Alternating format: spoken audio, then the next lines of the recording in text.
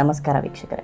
ಒಂದು ವೇಳೆ ನಿಮಗೆ ಹಾವು ಕಚ್ಚಿದ್ರೆ ಏನು ಮಾಡಬೇಕು ಅಂದರೆ, ಫಸ್ಟ್ ಹಾವು ಕಚ್ಚಿರುವಂಥ ಜಾಗದಲ್ಲಿ 2 ಬೈಟ್ ಮಾರ್ಕ್ಸ್ ಇರುತ್ತೆ. ಅಂದರೆ 2 ತೂತುಗಳು ಥರ ಇರೋ ಮಾರ್ಕ್ಸ್ ಇರಬೇಕು. ಇಲ್ಲ ಅಂದರೆ ಜಾಗದಲ್ಲಿ ರಕ್ತ ಬರ್ತಿದ್ರೆ, ಇಲ್ಲ ಅಂದರೆ ಊತ ಅಥವಾ ಸ್ವೆಲ್ಲಿಂಗ್ ಆಗಿರುತ್ತೆ.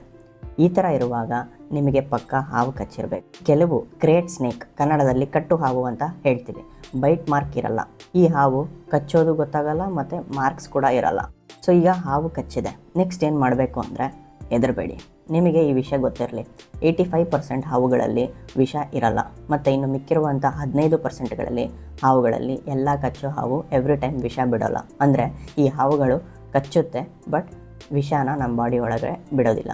ಸೊ ನೆಕ್ಸ್ಟ್ ಯಾವ ಜಾಗದಲ್ಲಿ ಕಚ್ಚಿದೆಯೋ, ಎಕ್ಸಾಂಪಲ್ ನಿಮ್ಮ ಕಾಲು ತುದಿಗೆ ಕಚ್ಚಿದೆ ಅಂದ್ಕೊಳ್ಳಿ, ಆ ಎಂಟೈರ್ ಕಾಲನ್ನು ಒಂದು ಸ್ಪ್ಲಿಂಟ್ ಥರ ಸಪೋರ್ಟ್ ಕೊಡಬೇಕು.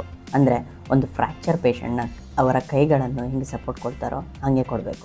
ಮತ್ತು ಪೇಷಂಟ್ನ ಒಂದು ಕಡೆ ತಿರ್ಸಿ ಮಲಗಿಸ್ಬೇಕು. ಸೊ ಅವರಿಗೆ ಉಸಿರಾಟ ಚೆನ್ನಾಗಿ ಆಗುತ್ತೆ. ನೆಕ್ಸ್ಟ್ ಹಾಸ್ಪಿಟಲ್ ಸೇರೋವರೆಗೂ ಏನೂ ತಿನ್ನೋಂಗಿಲ್ಲ ಮತ್ತು ಏನೂ ಕುಡಿಯೋಂಗಿಲ್ಲ. ಇದನ್ನು ನಾವು NPO ಅಂತೀವಿ, ಅಂದರೆ ನಿಲ್ ಪರ್ ಓರ. ಹಾವು ಕಚ್ಚಿದೆ ಅಲ್ಲ, ಹಾಸ್ಪಿಟಲ್ಗೆ ಏನಕ್ಕೆ ಹೋಗಬೇಕು, ಇಲ್ಲೇ ಆಯುರ್ವೇದಿಕ್ ಮದ್ದು ಮಾಡಿಸೋಣ ಅಂದರೆ ರಿಸರ್ಚ್ ಪ್ರಕಾರ ಯಾವುದೇ ಆಯುರ್ವೇದಿಕ್ ಮದ್ದು ಸ್ನೇಕ್ ಬೈಟಲ್ಲಿ ಇಂಪ್ರೂವ್ಮೆಂಟ್ ತೋರಿಸಿಲ್ಲ.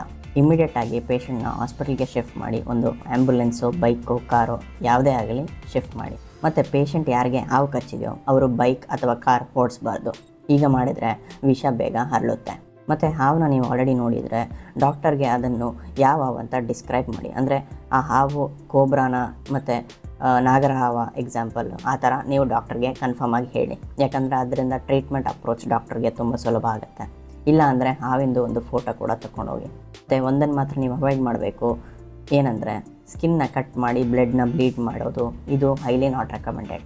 ನೆಕ್ಸ್ಟ್, ನಿಮ್ಮ ಮನೆ ಹಾಸ್ಪಿಟ್ಲಿಂದ ತುಂಬ ದೂರ ಇದ್ದರೆ ಒಂದು ಟಾರ್ನಿಕೆಟ್ ಕಟ್ಟಿ, ಅಂದರೆ ದಾರದಿಂದ ಕಚ್ಚಿರುವಂಥ ಜಾಗದಿಂದ ಒಂದು 15 ಸೆಂಟಿಮೀಟರ್ ಮೇಲೆ ದಾರವನ್ನು ಟೈಟಾಗಿ ಕಟ್ಟಿ. ಇದರಿಂದ ವಿಷ ಹರಳೋದು ಸ್ವಲ್ಪ ಟೈಮ್ ತಗೊಳುತ್ತೆ.